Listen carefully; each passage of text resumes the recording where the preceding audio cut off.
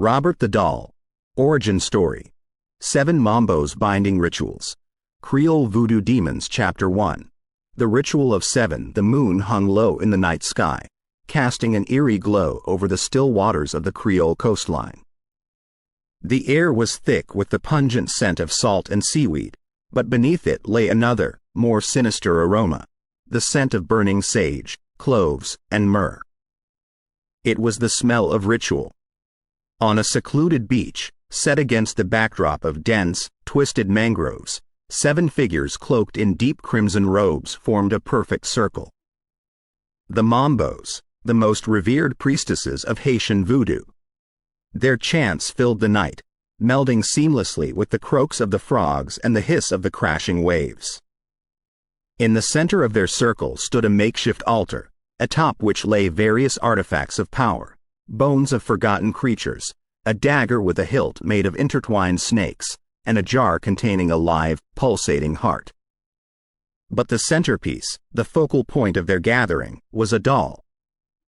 An innocuous-looking toy that bore an uncanny resemblance to a young boy with golden curls and a sailor suit. But the eyes, those glassy blue orbs, seemed almost alive, watching and waiting. Mambo Elise, the eldest among them and the keeper of the most arcane secrets of their craft, stepped forward. She took a deep breath, her eyes locked onto the doll, Robert. "This night," she began, her voice resonating with power and authority, "we forge a token, a vessel of our collective intent. To bring down those who've wronged, to wreak havoc upon the plantation and its master. Robert shall be our hand, our weapon." One by one, each Mambo approached the altar, contributing an ingredient to the cauldron that bubbled nearby. Mambo Lucy, with her raven-black hair and a scar running across her cheek, added a vial of liquid that shimmered under the moonlight.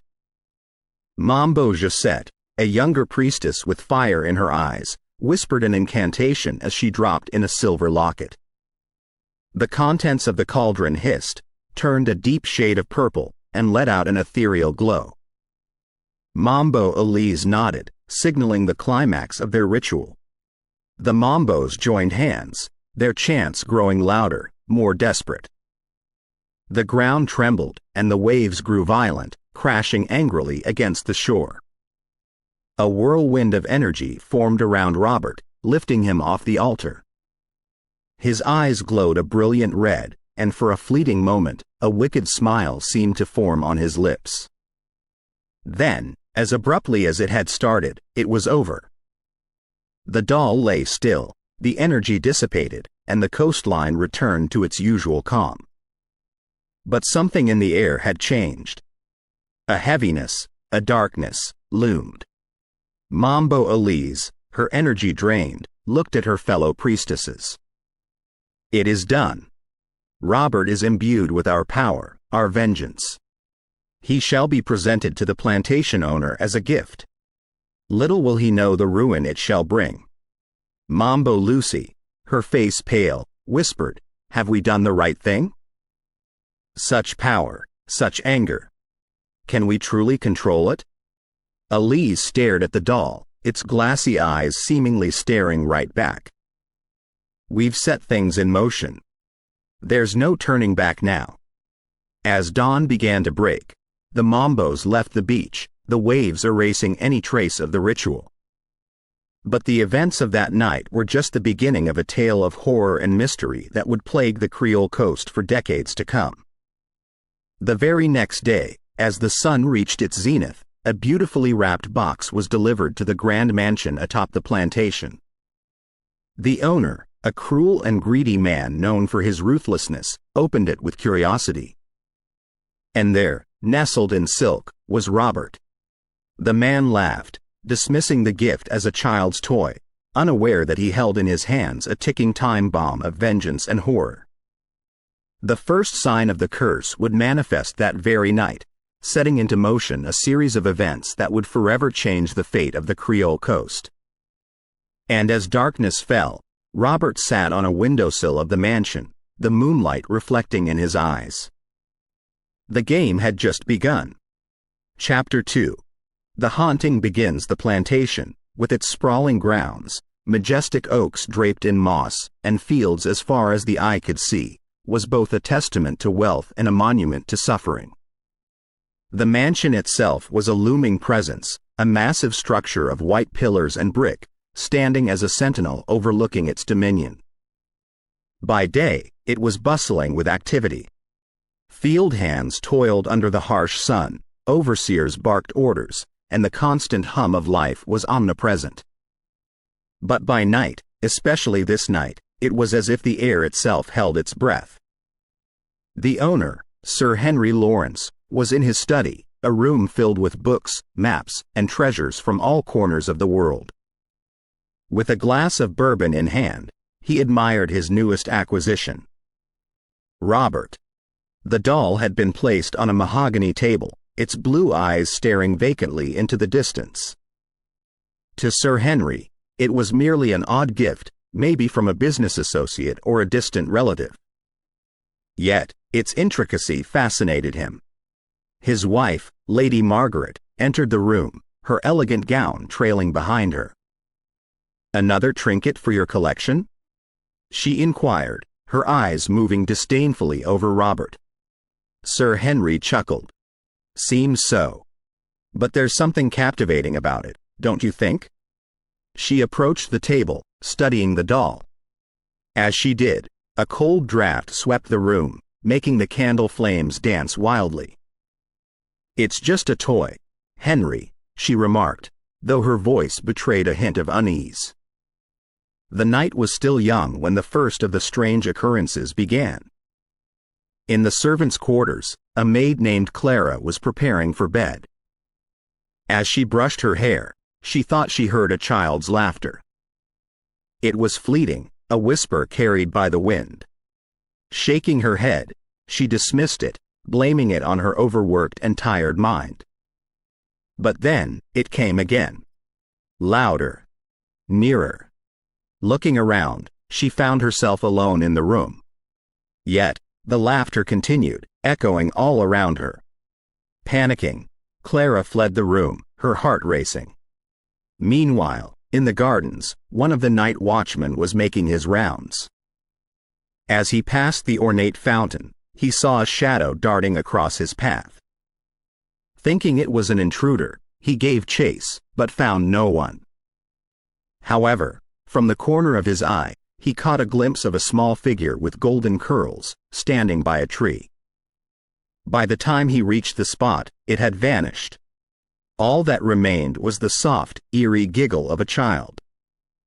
Back in the mansion, Sir Henry was in his study, going over some paperwork. Lady Margaret had retired to their chambers. Suddenly, the door creaked open slowly. Assuming it was a servant, he didn't look up until he felt a cold, small hand grip his ankle.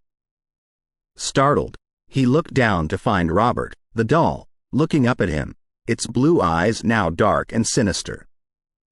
Sir Henry jerked his foot away, knocking the doll to the ground. But when he blinked, it was back on the table, as motionless as before.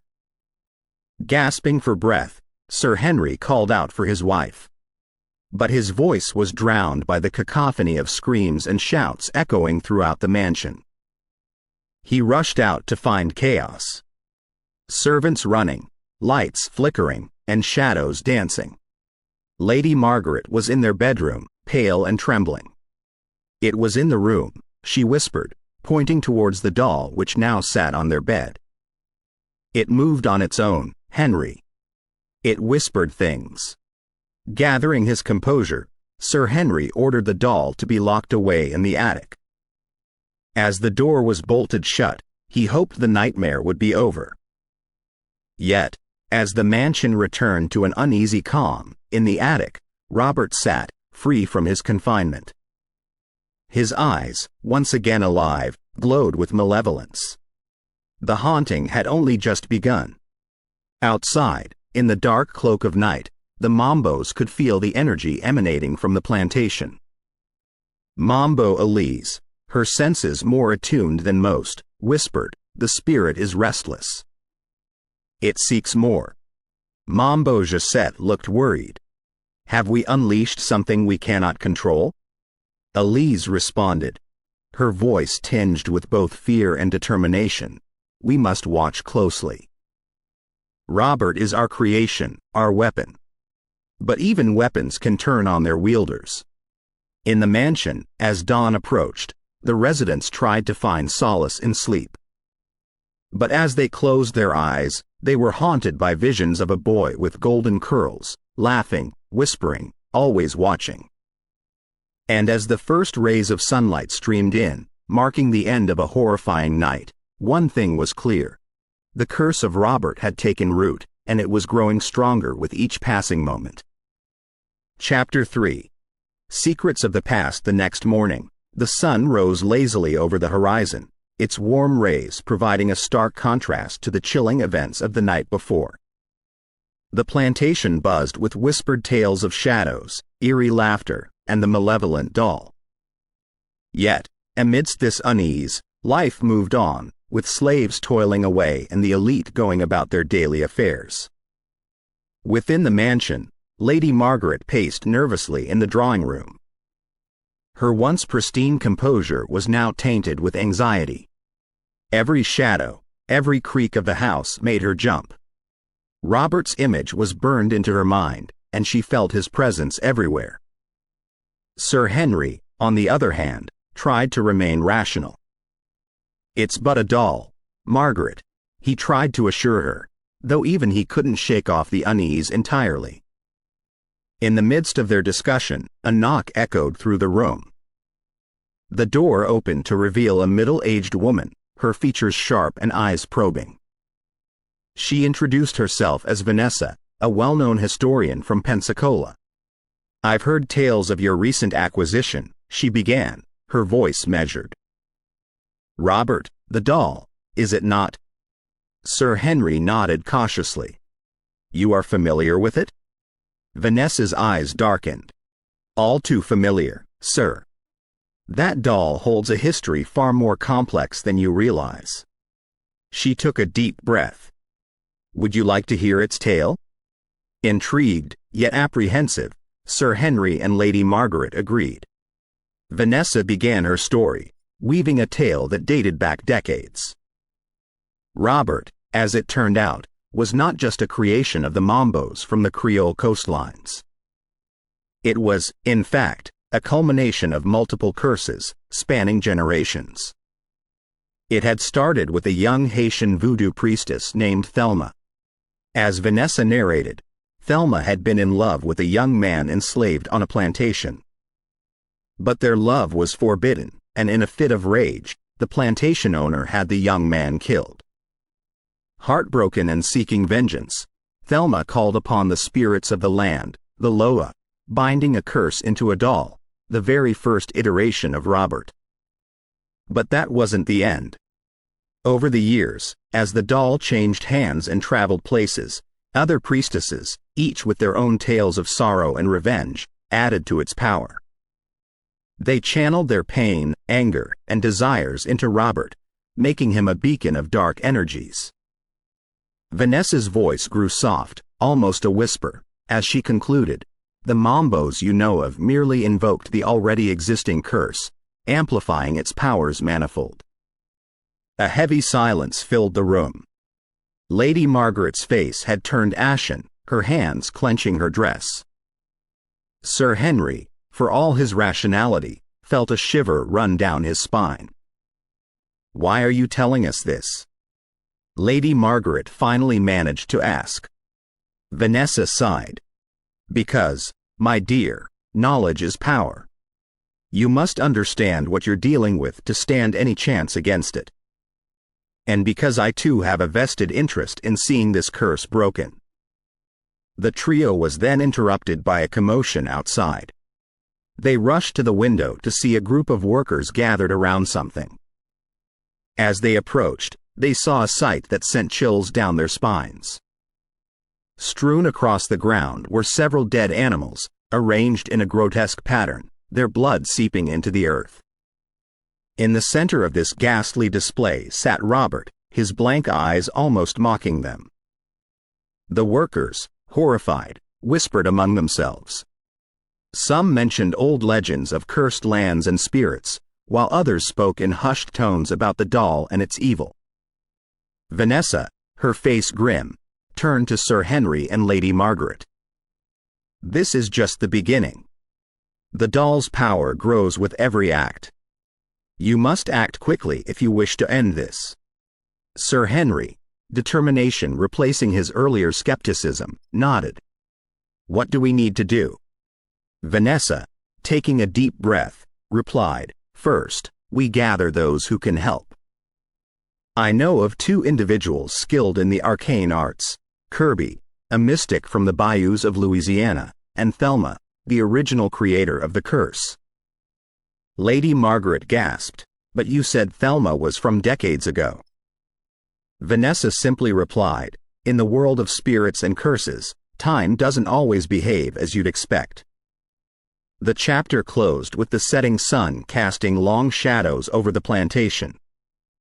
As night approached, the trio, united in their purpose, set out on their perilous journey to confront and hopefully contain the evil they had unwittingly unleashed. Chapter 4. Whispers of the Swamp. The murky swamps of Louisiana have always been a place of mystery. With moss-draped trees and hauntingly still waters, it was a locale of legends and secrets. Hidden within its depths was a quaint wooden hut, seemingly untouched by time. This was where Kirby, the mystic, resided. As Vanessa, Sir Henry, and Lady Margaret made their way through the swamp, each step they took was accompanied by the symphony of chirping crickets, the distant hoots of owls, and the occasional splash as unseen creatures disturbed the water. The dense fog added an eerie element, making it difficult to discern the path ahead. Are you sure he still lives here? Lady Margaret whispered, her voice betraying her nervousness. The swamps were not kind to strangers, and they were acutely aware of the myriad dangers that lurked within. Vanessa nodded. He is here. Kirby is old, perhaps older than any of us can fathom, but he's a crucial piece in this puzzle. As they continued, a soft hum echoed through the air, growing louder and more discernible. It was a chant, a mantra that reverberated with an ancient power. Drawn towards it, the trio soon found themselves at the doorstep of the mystic's dwelling. The hut, though modest, was intricately adorned with symbols, some familiar, others foreign. From the rafters hung dried herbs, bones of creatures, and talismans. The thick scent of incense wafted out, creating an almost trance-like ambiance. As they hesitantly entered, they were met with the sight of Kirby. An old man, his skin a testament to the years he'd seen, sat cross-legged in the center of the room, surrounded by lit candles. His eyes, milky with age yet sharp with wisdom, bore into them, making it clear that he had been expecting them. You come seeking answers, he rasped, his voice like the rustling of dried leaves. We need your help, Sir Henry began, to rid ourselves of a curse. Kirby chuckled, a sound that seemed to echo around the room. Ah, Robert. That old spirit has been restless of late. Vanessa stepped forward. We need to find Thelma. She started all of this, and she might hold the key to ending it. The mystic nodded slowly. Finding Thelma will not be easy. She's bound to the spirit realm, tethered by the sorrow of her lost love. How do we reach her? Lady Margaret asked, her voice quivering. Kirby gestured to a cauldron in the corner, filled with a shimmering liquid. This is a potion I've brewed, known as the Elixir of Echoes. It allows the drinker to traverse the thin line between our world and the spirit realm. But beware, the journey is treacherous. Not all who venture return. Sir Henry hesitated. Is there no other way? Vanessa intervened. If we are to control Robert, we need Thelma's knowledge. This might be our only chance. Resigned, Sir Henry agreed. Very well. What must we do? Kirby explained. Only one can make the journey. The potion's power is limited. Once inside, You must seek out Thelma, but be wary of other spirits. They might not take kindly to intruders. Lady Margaret's gaze fell on Vanessa. You know of this world. You should be the one. Vanessa nodded in agreement, her face set in determination. Taking a deep breath, she drank the potion. Almost instantly, her eyes glazed over, her body slumping as her spirit began its treacherous journey. In the spirit realm, everything was in shades of gray. Spirits roamed, some aimlessly, others with purpose. Vanessa moved cautiously, avoiding the more malevolent entities. As she ventured deeper, she felt a familiar pull. Following it, she found herself in front of Thelma. The priestess looked ethereal, her form constantly shifting, like smoke caught in the breeze. You seek to control Robert, she intoned, her voice echoing. Vanessa nodded. We wish to end the curse. To free him and ourselves. Thelma's gaze hardened. You think it's that simple? That doll is not just a vessel of my vengeance, but of many others. Their anger, their pain, it's all intertwined. Then help us, Vanessa pleaded. Guide us to break the chains. A heavy sigh escaped Thelma. Very well. But know this, once you begin this journey, there's no turning back. To control Robert, you must first understand him, connect with the spirits bound to him, appease them. How? Vanessa pressed. Thelma's form wavered as she whispered, begin with the heart. The heart that was broken, the heart that started it all. My heart. Before Vanessa could ask more, the realm began to shift. She felt a force pulling her back, dragging her to the living world. She awoke with a start, the concerned faces of Sir Henry, Lady Margaret, and Kirby looking down at her. Gasping for breath, she relayed Thelma's instructions. Kirby, deep in thought, finally spoke. The heart she speaks of is not just a metaphor. There's an artifact, an amulet, which Thelma once wore. It was said to hold the essence of her love and pain. If we can find it, we might have a chance. The group nodded in agreement, their next mission clear. The amulet of Thelma's broken heart was their next goal. The swamp's eerie silence was once again disrupted as the group made their way out, determined and with renewed purpose. Yet, the weight of their task was palpable. They were delving into ancient and powerful magics, and the outcome was uncertain. The chapter concluded with the group venturing deeper into the swamp, the faint glow of the setting sun their only guide. Their journey had only just begun, and the path ahead was fraught with challenges and peril.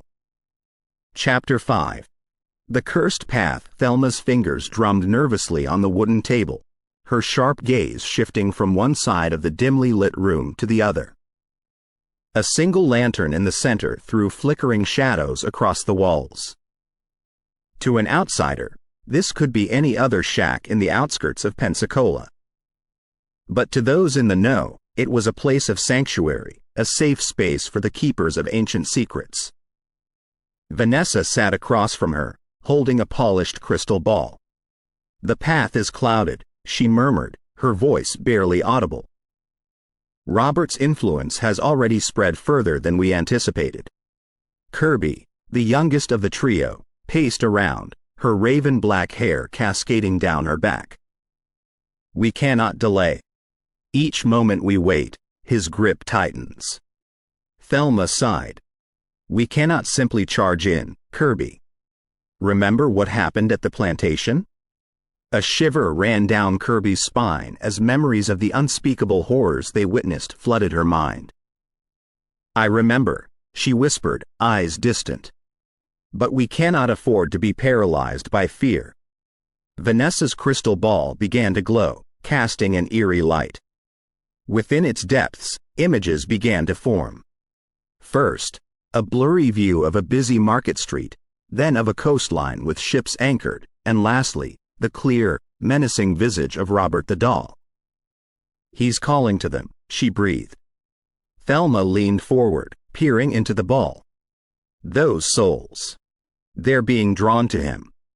The trio watched in horror as the souls of vulnerable individuals, those with broken hearts, grieving losses, or battling inner demons, were being pulled towards the malevolent presence of Robert. Look! Kirby pointed.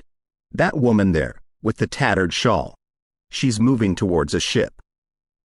The scene in the crystal ball zoomed in on the woman. Her eyes were vacant, her steps robotic, as if she were in a trance. She boarded a ship with the name Key West emblazoned on its side. Key West! Thelma exclaimed. That's where he's drawing them to. Vanessa withdrew her hands from the ball, wiping sweat from her brow. Then that's where we need to go. The journey to Key West was fraught with challenges. The three priestesses, aboard the very ship the woman had boarded, felt the weight of the curse growing stronger with every passing nautical mile. The ship's crew whispered tales of strange occurrences. Objects moved of their own accord. Cries echoed through the corridors at night. And there were those who, like the woman with the tattered shawl, seemed to be in a perpetual trance. Vanessa tried to shield the group from the worst of Robert's influence. Every evening, she'd cast protective barriers, reciting incantations passed down through generations. But the barrier's strength waned as they neared Key West. One evening, as the sun dipped below the horizon and darkness enveloped the ship, Thelma felt a sudden chill. "Do you hear that?" she whispered, straining her ears. Soft, melancholic singing drifted from the lower decks. It was the woman with the tattered shawl, her voice weaving a haunting lullaby. Kirby, drawn to the song, began to move towards its source. Her steps were hesitant at first, then more assured. "Kirby!" Vanessa hissed, grabbing her arm. "Fight it." With effort, Kirby pulled her gaze away from the hypnotic pull of the song. It's so powerful," she admitted, panting. "We need to do something," Thelma decided. "Robert is gathering an army of souls." Descending to the lower decks, the trio found the woman singing to a group of entranced passengers, their eyes vacant, their expressions lost. Vanessa began to counter the song with her own chant, a melodious tune that spoke of protection and guidance. Slowly, the passengers began to rouse, shaking their heads as if waking from a deep slumber. The woman with the tattered shawl stopped singing, her eyes clearing. "Wah! Where am I?" she mumbled, collapsing into Thelma's arms. "We're close," Kirby murmured, looking out of a porthole at the distant lights of Key West. "We need to be ready." Docking in Key West felt like entering the belly of the beast. The usually vibrant city seemed subdued, its streets shrouded in an ominous mist. Whispers of vanishing individuals and unexplained phenomena filled the air. Vanessa, using her gifts, tried to pinpoint Robert's location. "It's like searching for a needle in a haystack," she admitted, frustrated. "His energy is everywhere." Thelma, ever the pragmatist, decided on their next move. "Let's start by gathering information. We need to know what's been happening here since Robert's arrival." They split up. Vanessa visited the local taverns, where sailors and traders shared tales.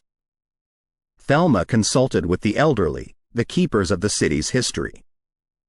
And Kirby, in disguise, approached a budding artist who had recently acquired a curious doll.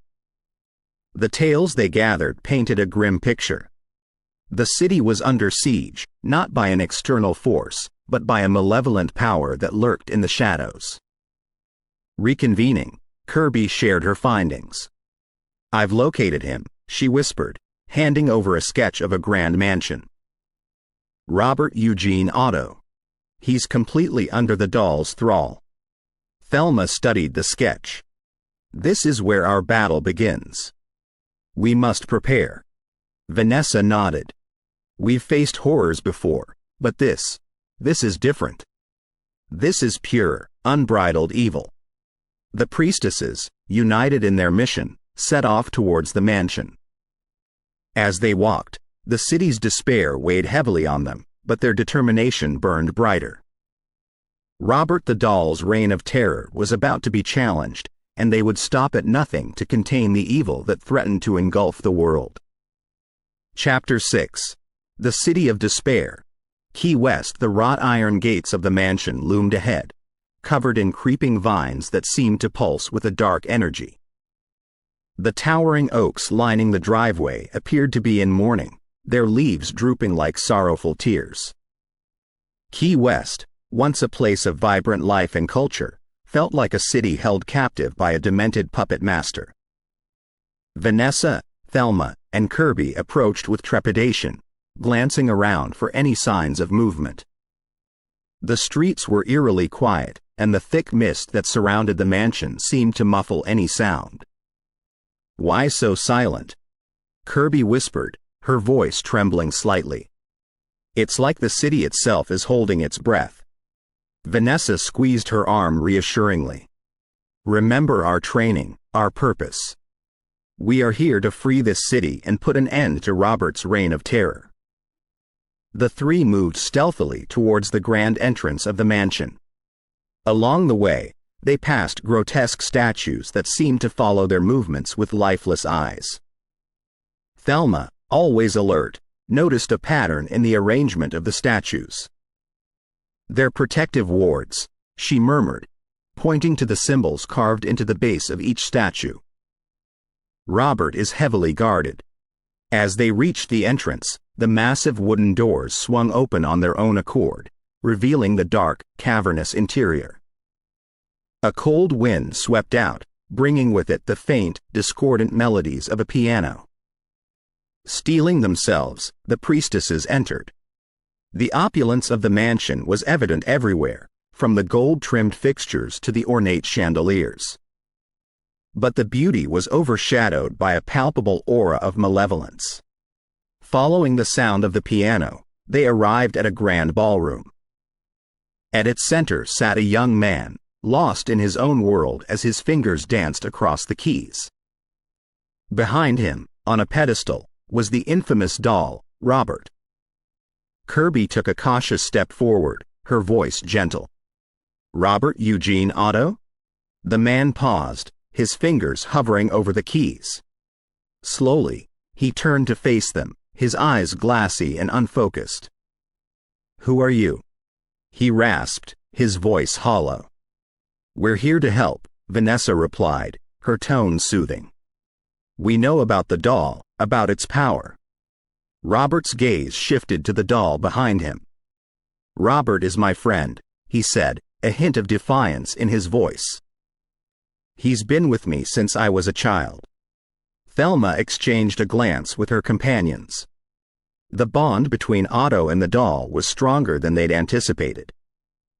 "Listen," she began, taking a step closer, "the doll is not what you think. It's manipulating you, using you." A cold, mocking laughter echoed through the room. It was not Otto who laughed but the doll. Its glass eyes now glinted with malevolence. "You think you can stop me?" It hissed, its voice a chilling whisper. "I've waited centuries for this. Key West is mine." Vanessa, drawing upon her immense power, began chanting an incantation, her hands weaving patterns in the air. The room's temperature plummeted as a battle of wills ensued. Robert, under the doll's influence, rose to his feet, his movements jerky and unnatural. He lunged at Kirby, who narrowly dodged his attack. Thelma, quick to react, threw a protective barrier around Vanessa, allowing her to continue her chant undisturbed. Kirby, meanwhile, engaged in a desperate struggle with Otto. They tumbled across the ballroom floor, knocking over candelabras and shattering priceless vases. The doll's laughter grew louder, more maniacal. "You cannot defeat me," it screamed, its voice echoing through the mansion. Suddenly, a blinding light erupted from Vanessa's hands, illuminating the entire room. The force of her power sent the doll flying off its pedestal, crashing into a wall. Robert, released from its grip, collapsed, gasping for breath. The priestesses, drained but triumphant, gathered around him. Is he? Question mark quote. Kirby began, her voice shaky. Vanessa nodded. He's free, but weakened. We need to get him out of here. Thelma scooped up the doll, wrapping it in a cloth. This isn't over, she murmured, looking down at its lifeless form. But it's a start. Outside, the city of Key West seemed to breathe a sigh of relief. The mist began to lift, and the oppressive atmosphere slowly faded. The trio, with Robert Eugene Otto in tow, made their way to their ship. The journey back was uneventful, and as they docked, they were met by a group of Mambos, ready to assist in the final binding ritual.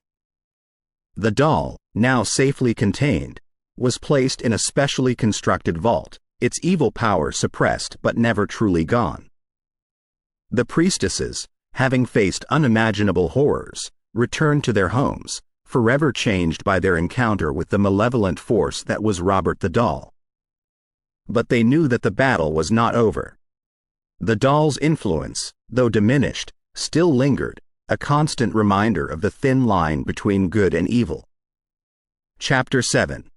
The binding of malevolence. The sun had just begun its descent, painting the sky in hues of amber and indigo, when the three priestesses set foot on the shores of a secluded island, away from prying eyes and the innocent souls of Key West.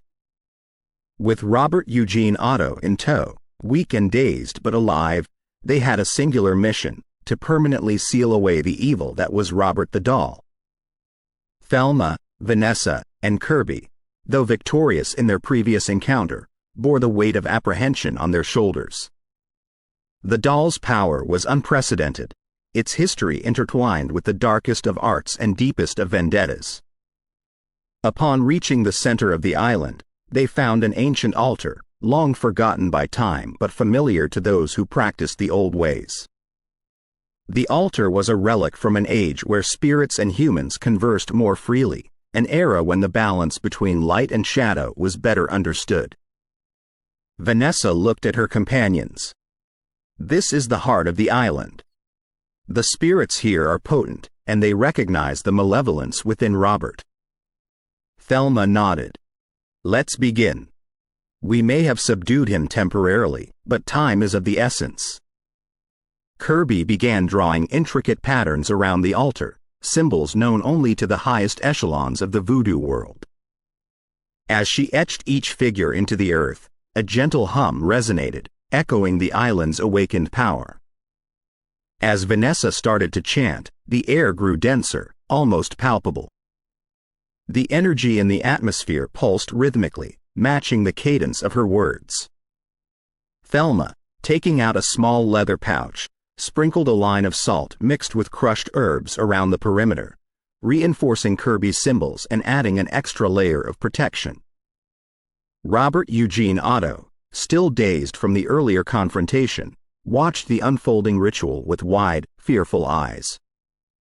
Every so often, he'd glance at the wrapped figure of the doll, sensing the dormant but simmering evil within. Suddenly, the ground trembled. Vanessa's voice, already powerful, reached an otherworldly crescendo. The sky darkened abruptly, the evening sun eclipsed by foreboding storm clouds. From the cloth shroud holding the doll, an eerie glow began to emanate. As if fighting its confinement, the doll throbbed and vibrated, emitting guttural, mocking laughter. An inky, shadowy mist began to seep from its bindings, attempting to break free. No! Kirby shouted, her voice filled with urgency. Hold the line. We cannot let it escape. With determined resolve, Thelma added her voice to Vanessa's chant. Their combined energies created a brilliant aura, radiating intense light and pushing against the malevolent force emerging from the doll. As the clash of powers intensified, Robert, unable to stand the intensity, collapsed, unconscious. The very fabric of reality seemed to warp and bend, the island itself shaking and groaning in agony. Just when it seemed the malevolence would break free, a new force entered the fray. From the earth, ethereal figures began to rise, ancient spirits bound to the island, awakened by the ritual and the threat the doll posed. They joined the priestesses, adding their voices to the chorus. A harmonious, resounding note filled the air, overwhelming Robert's evil essence. With one final push, Vanessa shouted a word of sealing, and a blinding flash enveloped the area. When the light subsided, Robert the doll lay motionless on the altar, its once fearsome presence reduced to an ordinary, lifeless toy. The storm clouds dissipated, revealing a clear, starry sky. The ancient spirits, their duty fulfilled, faded away, leaving the priestesses in exhausted but triumphant silence. Vanessa, panting heavily, looked at her companions. "It's done. The evil is sealed." Thelma nodded, wiping sweat from her brow. "But we must remain vigilant. Such malevolence, even when contained, can find ways to seep through the smallest of cracks." Kirby, looking at the now inert doll, felt a mix of relief and wariness. "We should safeguard him. Ensure that no one can use him for dark purposes ever again." The three priestesses, drawing on their remaining strength, encased the doll in a container made of purified crystals, further amplifying the seal they had placed on him. As they left the island, Robert Eugene Otto slowly regained consciousness.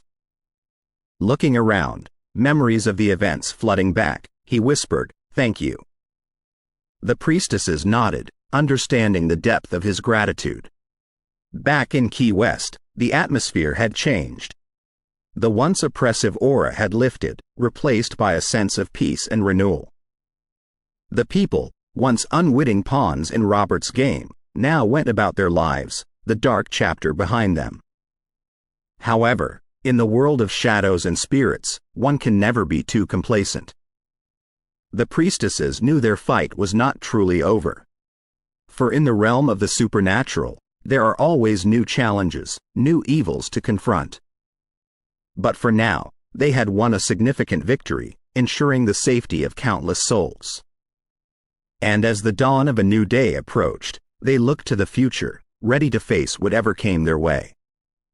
Chapter 8. Secrets of the past. The sun's rays were just beginning to peek through the curtains of Thelma's room when a series of rapid knocks echoed through the house. She stirred, pulling herself out of a restless sleep plagued by haunting visions. In her dreams, shadowy figures moved in the background, whispering of old rituals and long-forgotten secrets. Dressing hurriedly, she made her way to the door and was met with a sight she hadn't expected. Robert Eugene Otto stood there, his face pale and drawn. The previous day's events had clearly taken a toll on him. "Robert? What brings you here so early?" she asked, concern evident in her tone. He hesitated for a moment, glancing around nervously, then leaned in, lowering his voice. "I found something," he began. "In my family's archives, letters that speak of the original creation of Robert, the real reason behind the curse." Thelma's eyes widened. "Show me." Robert led her to his home, a sprawling mansion with intricate wooden detailing.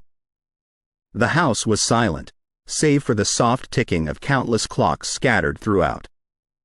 He led her to a dimly lit room, walls lined with shelves filled with old books and scrolls. In the center of the room lay an ornate desk, upon which was spread a series of old, yellowed letters. "These," Robert whispered, pointing to the letters, "speak of a deeper, darker origin of the doll.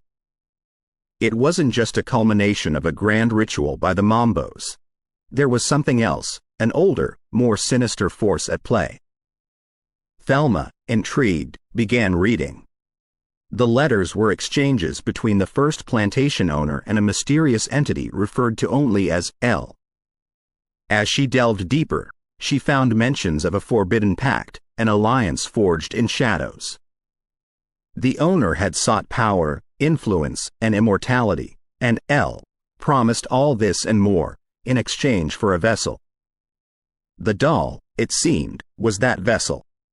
Robert looked at Thelma, fear evident in his eyes. The Mambos may have only amplified an existing curse, unleashing something even they weren't aware of. I think there's more to Robert's malevolence than we initially believed. Thelma nodded, deep in thought. We need to delve deeper into this. The seal we placed on Robert might not hold if there's a more powerful force behind him. As the day progressed, Thelma, Vanessa, and Kirby gathered at Robert's mansion. The atmosphere was thick with tension. The three priestesses read through the letters meticulously, absorbing the gravity of the situation. Vanessa, her face drawn, broke the silence. This L character, who or what is it? And how do we confront something that even the Mambos may not have known about? Kirby, ever the scholar, chimed in. There are ancient legends, predating even the oldest voodoo rituals, that speak of an entity called Labalin, a spirit of chaos and discord.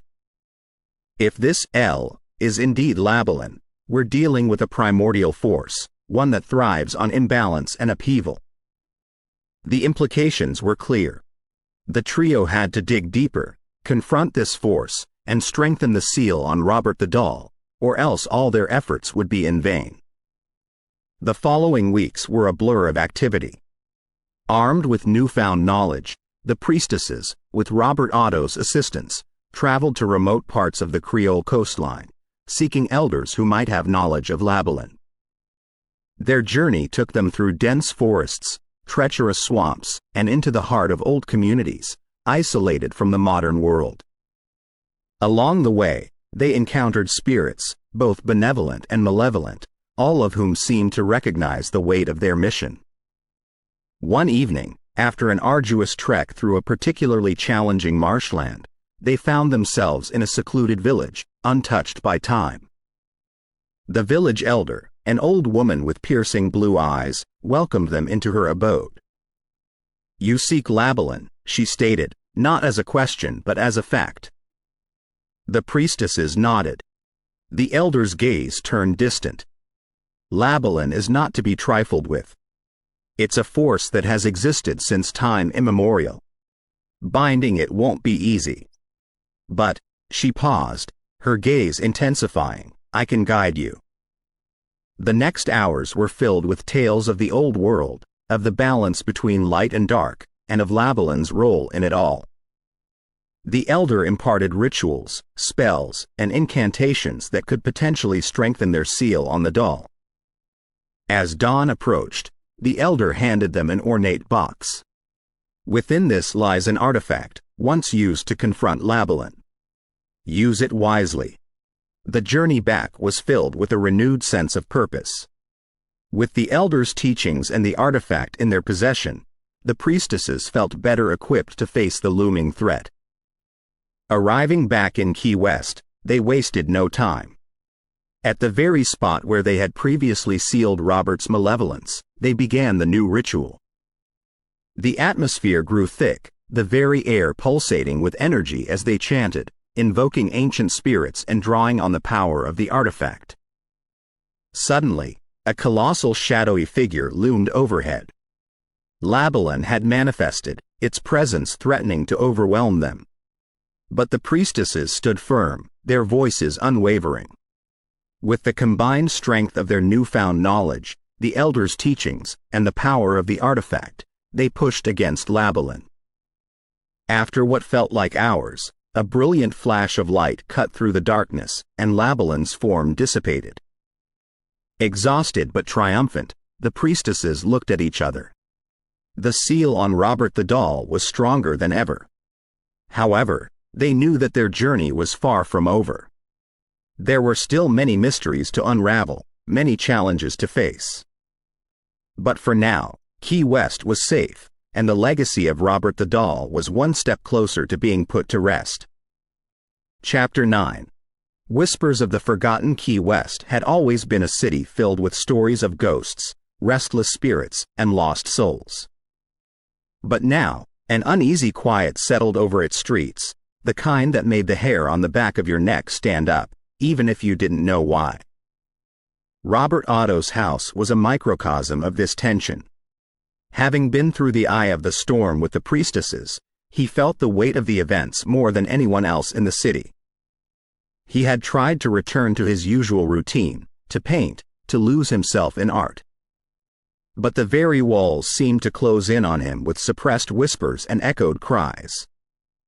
Late one evening, as the last rays of sunlight gave way to twilight, he stood in his art room, staring blankly at a half-finished painting. Something seemed off. His brushes, which usually felt like a natural extension of his arm, now felt foreign, heavy. As he stared at his canvas, the lines began to blur, shapes shifting and warping. Before his eyes, the scene he had been painting, a serene beach landscape, morphed into a dark, foreboding forest.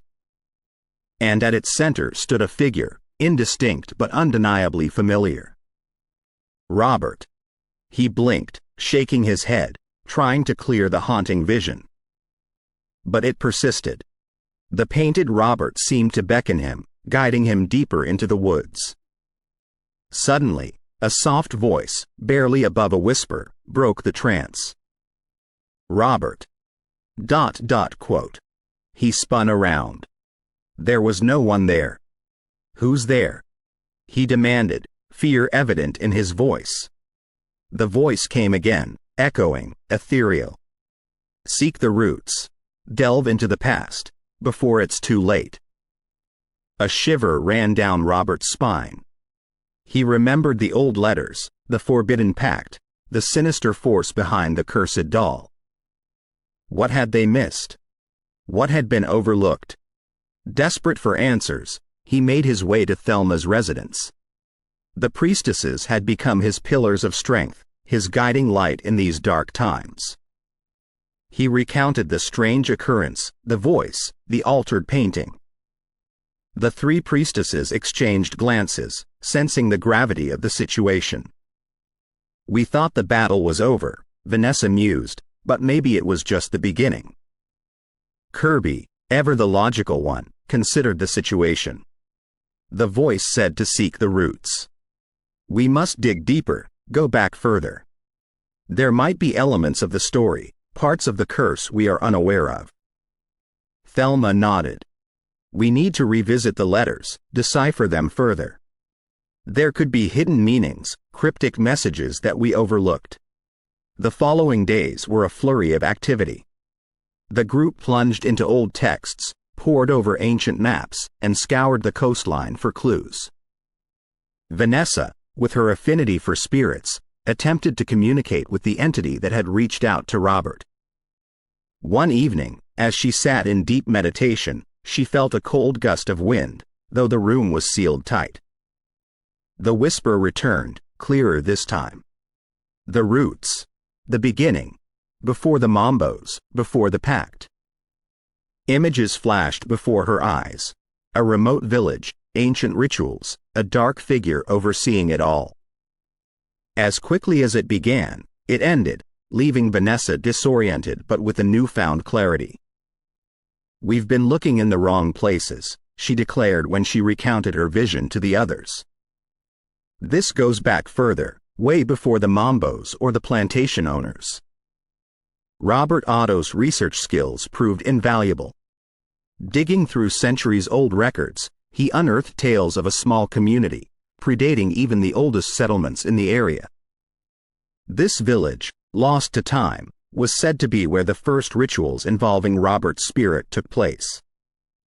Armed with this knowledge, the group embarked on a journey to find the lost village.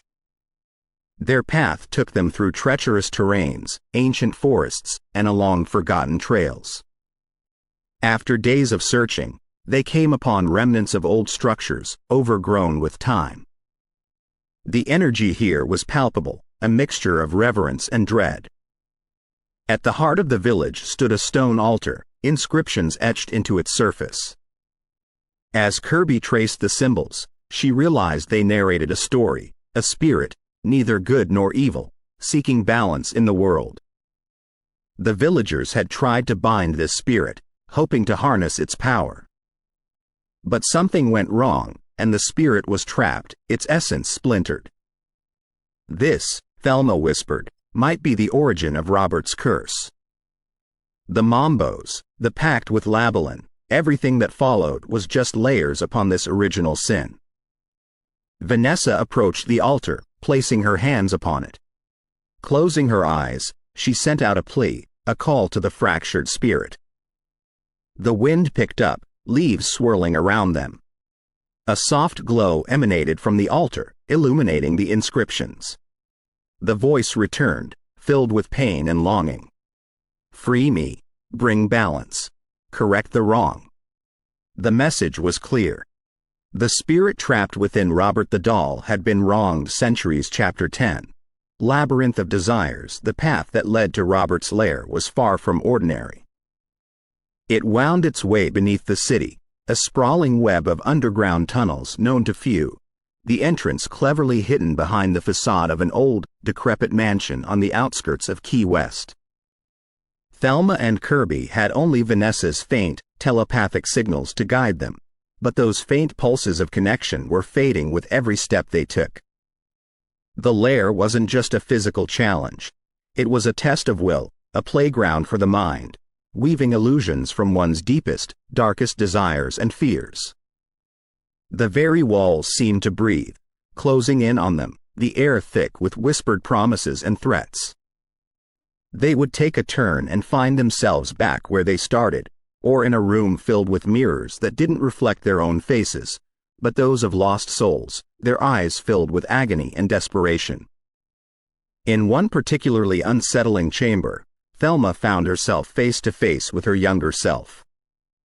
The illusionary Thelma pleaded with her, blaming her for all the misfortunes that had befallen them since their childhood, for the path she had chosen, for the power she wielded.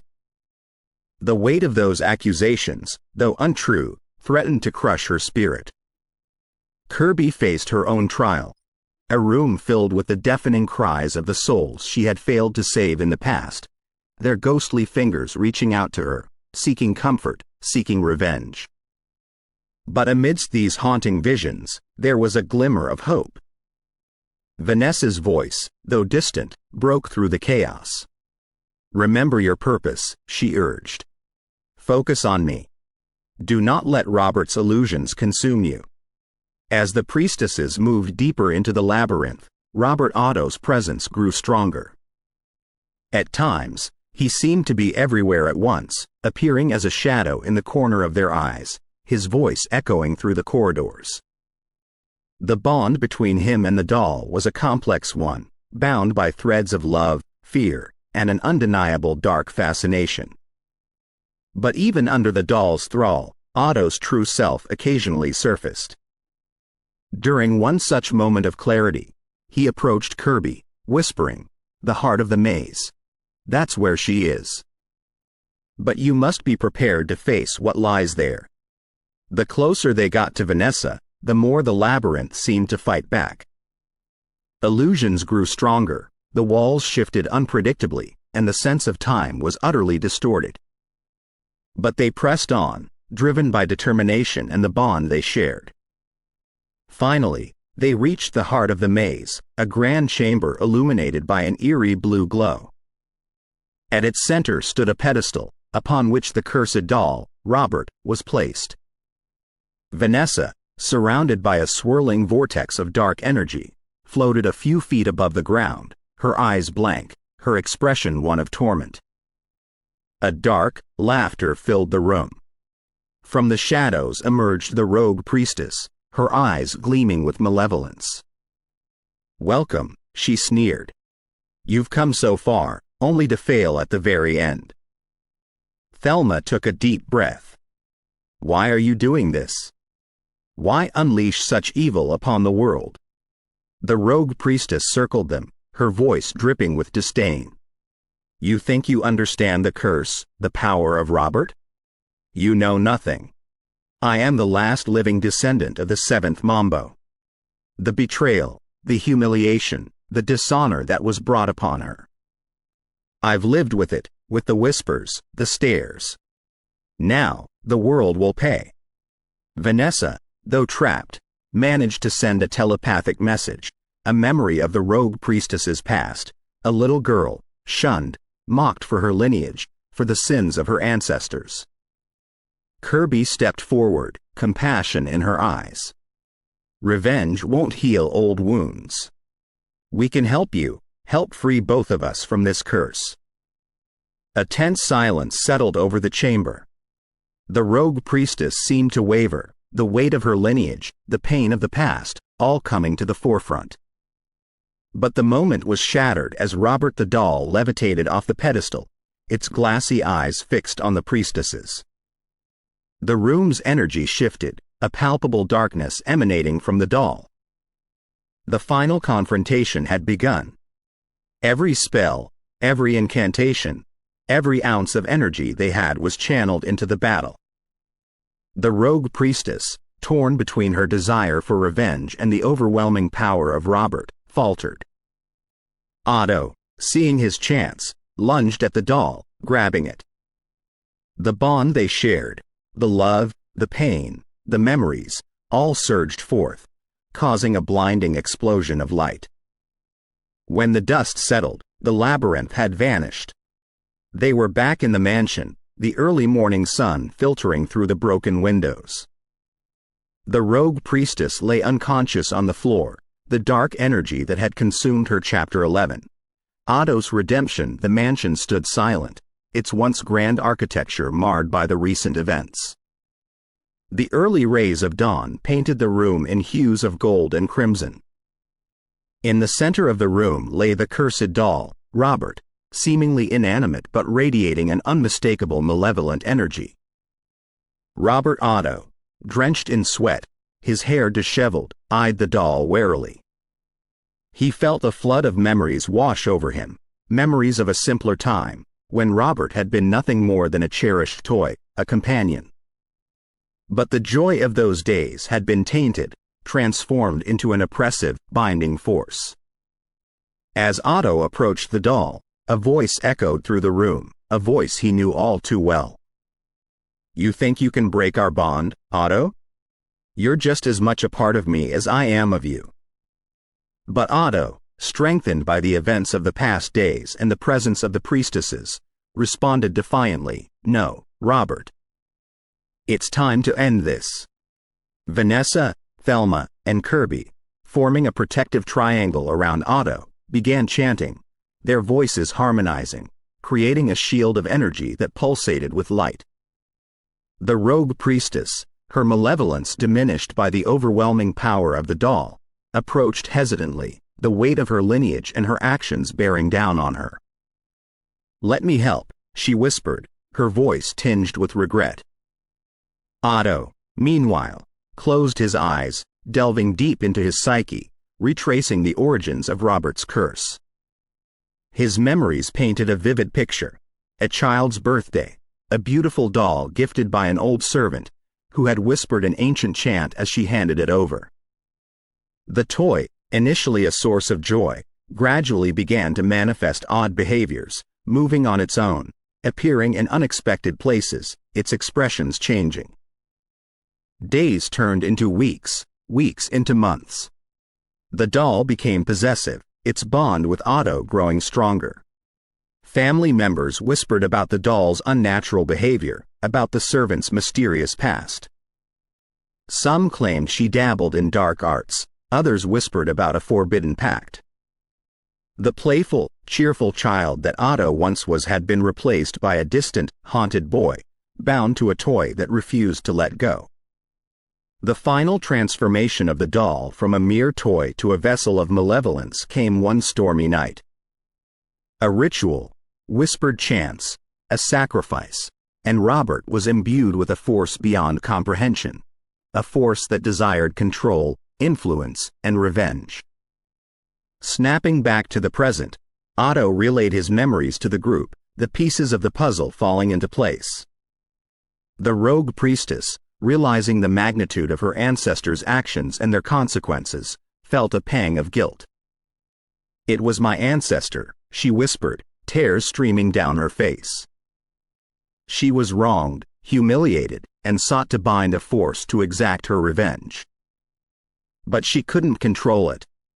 With a newfound understanding of the curse's origin, Vanessa, Thelma, Kirby, and the rogue priestess combined their powers, seeking to bind and isolate the dark force within Robert. Otto, using his unique bond with the doll, served as the conduit, the bridge between the physical world and the entity that resided within Robert. The room's atmosphere grew thick, electric, the very walls vibrating with energy. The chants grew louder, more forceful, as Robert began to convulse, the entity within fighting desperately to break free. Dark shadows swirled around the room, grotesque figures appearing and disappearing, voices from the past echoing their discontent. But the combined strength of the priestesses, coupled with Otto's determination, proved too powerful. The final phase of the ritual, reminiscent of an exorcism, commenced. Otto, holding Robert, screamed in agony and defiance as a blinding light burst forth from the doll, illuminating the entire mansion. And then, as quickly as it had begun, it was over. The oppressive atmosphere lifted, replaced by a serene calm. The doll, Robert, now lay lifeless, void of the malevolent force that had inhabited it. Robert Otto, free from the shackles of the curse, collapsed, exhaustion overtaking him. The priestesses, their energy spent, supported each other, relief evident on their faces. The rogue priestess, her face pale, approached Otto. "I'm sorry," she whispered. "For everything." Otto, his face lined with the weight of years of torment, nodded. "It's over. That's what matters." The sun, now fully risen, bathed the room in its warm glow, signifying a new beginning, a chance at redemption. The battle with Robert's curse had been won, but the scars it left behind would serve as a reminder of the dangers of unchecked power and the importance of understanding and compassion. Chapter 12. The quiet after the storm. The streets of Key West shimmered under the afternoon sun, the previous supernatural tempest now replaced with the gentle sway of palm trees and the distant murmur of the ocean. Tourists, unaware of the dark history that had recently unfolded, thronged the sidewalks, their laughter and chatter filling the air. But for those who had lived through the nightmare, the shadow of Robert's curse lingered like a ghost, haunting alleyways and dimly lit corners.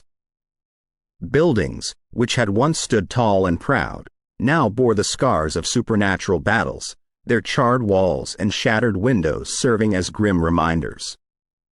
At the heart of it all was Robert Otto's mansion, a sprawling structure that had seen more horror and drama than any other in Key West.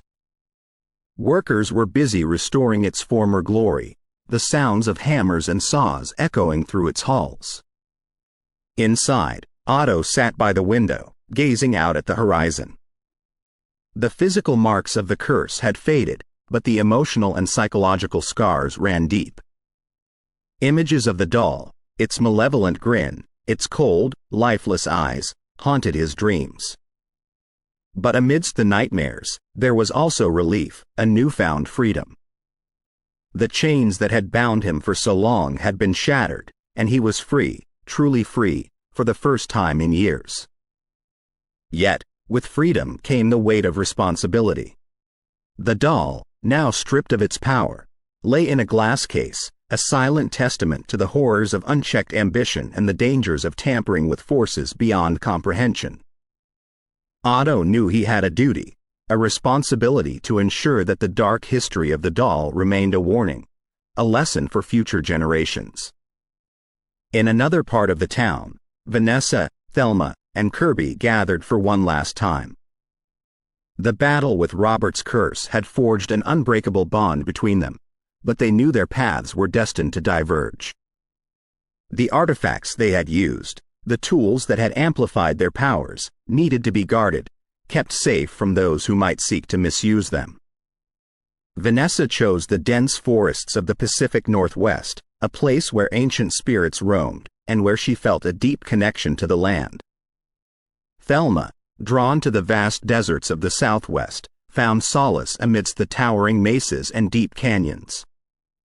Kirby, ever the wanderer, chose the bustling streets of New Orleans, a city steeped in history and magic. As the three priestesses bid each other farewell, there was a sense of melancholy, a realization that their journey together had come to an end. But there was also hope, a belief that they had made a difference, that they had pushed back the darkness, if only for a little while. In the closing scene, a bustling marketplace in Marrakesh, Morocco, a hooded figure carefully unwrapped an intricately carved box. Inside, a gleaming amulet pulsed with an otherworldly energy.